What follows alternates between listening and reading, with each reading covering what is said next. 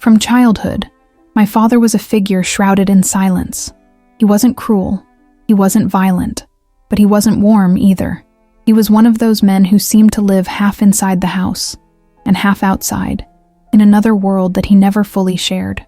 She had a deep gaze, a calm voice, and a way of being present, without actually being there. I loved him, not because of what he said, because he said little, but because of what I believed he was hiding behind his quiet way of loving.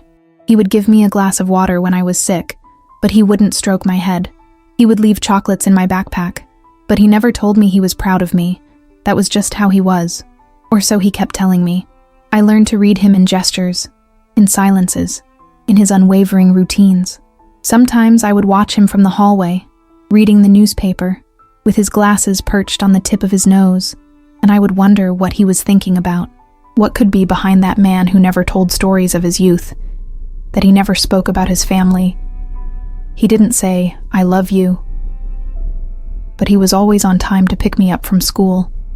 My mother said he was reserved. My aunts called it difficult. I just wanted him to tell me his story someday. But time passed, and their silences were never broken. What I didn't know is that this mystery, this wall between us, hid something that would break my heart. Something I didn't discover until I was gone, and that, once revealed, made everything I thought I knew about him crumble. I grew up clinging to the small signs of his affection, to the coffees she would silently prepare and leave on the table when she knew I was studying late, to the books that appeared in my room without explanation, but with a simple note, written in her firm handwriting. "You're going to like this one." To the shared silences in the car, on the way to the doctor, or on the way back from school, where we didn't talk. But his mere presence made me feel safe. That was my father, the man who didn't say, "I love you," but who never missed a date. She didn't celebrate with hugs, but every year, without fail, she gave me a new planner. "So you can plan your life well," she'd say, and I'd take it as if she were giving me the map to her heart. Sometimes I would see him cry when he thought no one was noticing. He cried in the garage, in his old armchair, looking at photo albums in which he almost never appeared. I always knew he was keeping something, a sadness, a story that had turned him into that reserved man, but profoundly present. I defended him when my friends said he seemed cold. "He's just reserved," she replied, "but he loves me, in his own way," and I truly believed it, because in my heart as a daughter, those crumbs of affection were enough. They were enough for me to imagine a greater, more complete love, that one day, perhaps, he would show me, a day when I would no longer be afraid. One day he would look me in the eyes and say, "You are the most important thing I have." But that day never came, and when the truth came out, I realized that his distance wasn't just his personality. It was a barrier that hid a wound, that also affected me. The news arrived early on a Monday. My mother called. Her voice was broken, barely a whisper. "Your father is gone." I didn't know what to say.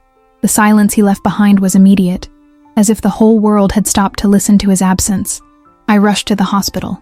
He was gone. There was no goodbye.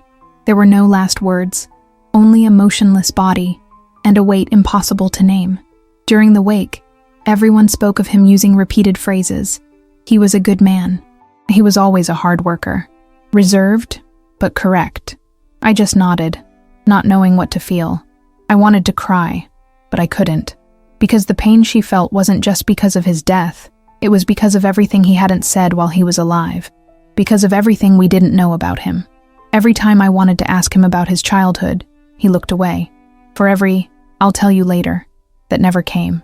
For every gesture of affection I imagined, but that was never complete. That day, in the middle of the ritual, while the others shared anecdotes and memories, I felt orphaned of answers. I had not only lost my father, I had lost the ability to understand it, to know why he was the way he was, to discover what was behind that constant silence. And the worst part is that, deep down, I still held on to the hope that, one day, he would show me who he really was, that he would confide his story in me, that would make me part of something. But now, all that remained was an absence, and a legacy of unknowns that I hadn't even known existed.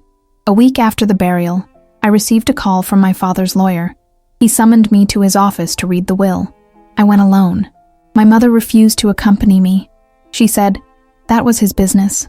I remember arriving with my heart pounding, not because of the money, not because of possessions, but because deep down, I still held on to the hope of finding something of his. A letter, a gesture, a phrase that would bring things full circle. The lawyer was a serious, meticulous man. He opened a thick folder, adjusted his glasses, and began to read. Every word took me a little further away from my father. The house, the car, the savings, even his record collection. Everything had been destined for a person whose name he had never heard.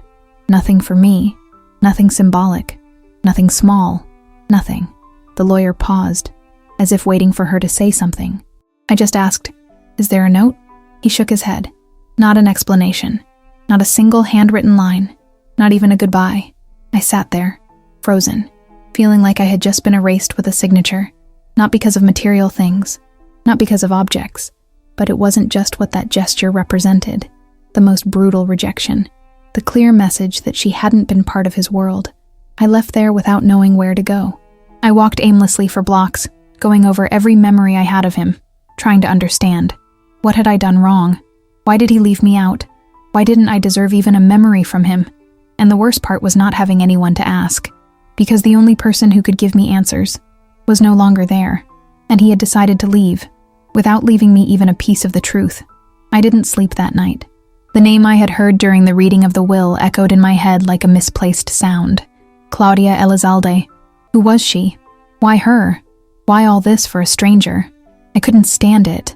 I searched through her papers, among the old files Mom kept in boxes.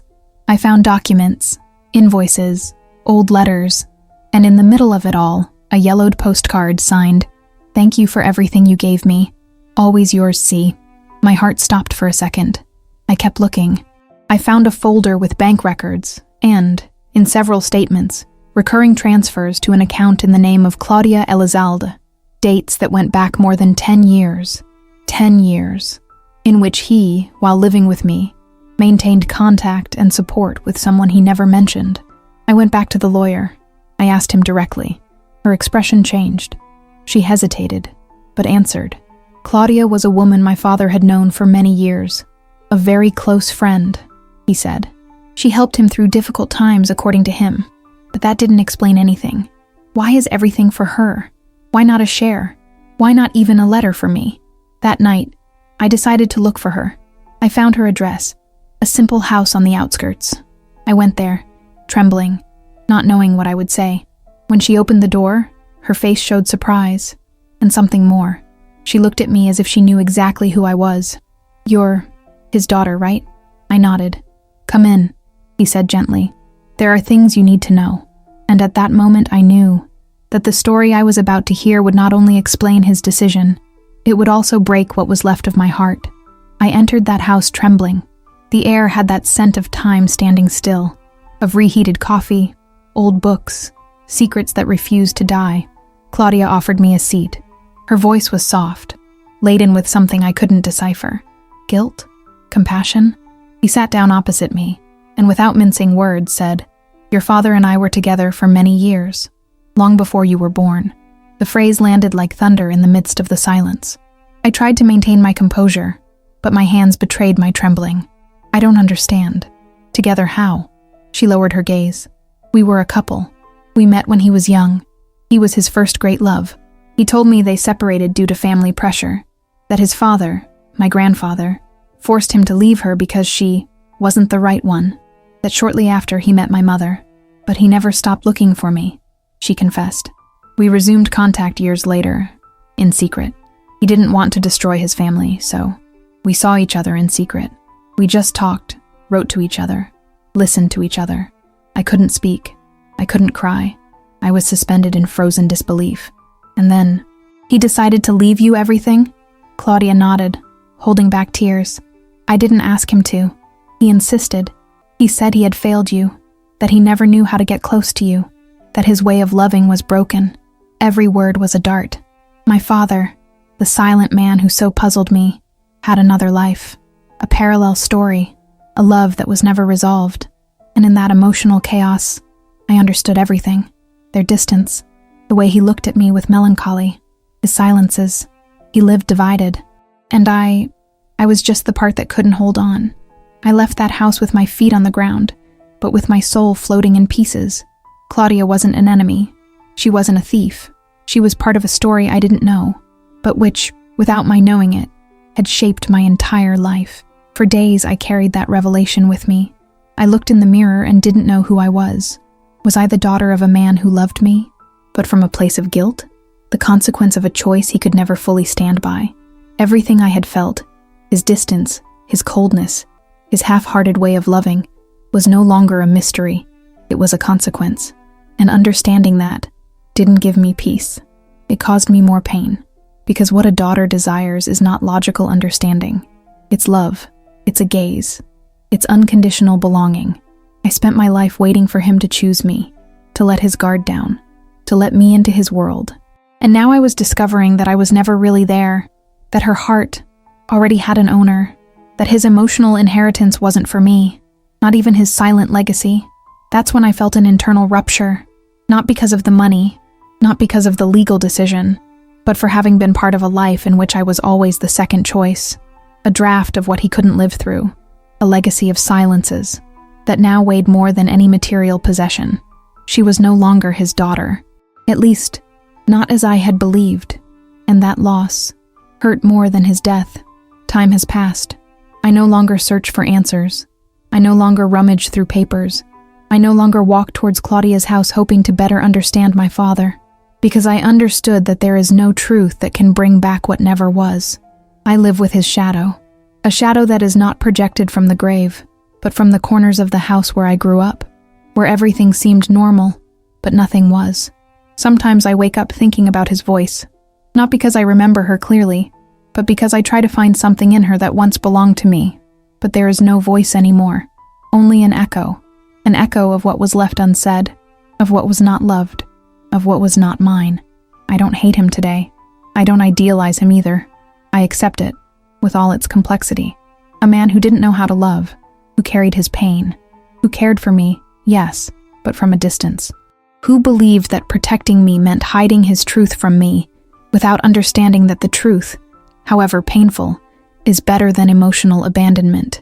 I bear the burden of his absence, one greater than his death, because when someone leaves, you mourn their departure, but when someone was never truly there, you cry every moment you thought they were, and that doesn't end with the mourning. That becomes a crack in your ability to trust, in your ability to love, in your ability to expect anything from others. But even so, I'm still here, choosing to heal, choosing not to repeat history, choosing that, if I ever have a daughter, she won't have to guess if I love her, because she'll know, because she'll feel it, because I'll say it. And perhaps in this way, their inheritance will be different. I always believed that, in the end, love would find a way to manifest itself, even in silence. There were gestures that confirmed what was not being said. But my father left me speechless. He didn't leave me any belongings. He left me nothing. And that was his message. Not because he hated me, but because he didn't know how to love me, or because he loved me in his own way, one that didn't include leaving me part of his story. And that's when I understood something painful. Not everything that hurts is due to a lack of love. Sometimes it hurts because the love we were given was incomplete, insufficient, wounded before it even reached us. And it's not our fault, but it is our wound. If you're watching this, and you've ever felt displaced, forgotten, ignored by someone who should have loved you first, I understand. And I'm sending you a hug from here, because healing is not about understanding why you were hurt. Healing is about letting go of the idea that it was your fault. Healing is choosing not to fail yourself like they did. It's being the voice you needed. It's giving you what they denied you. And above all, it's about letting love, true love, begin with you.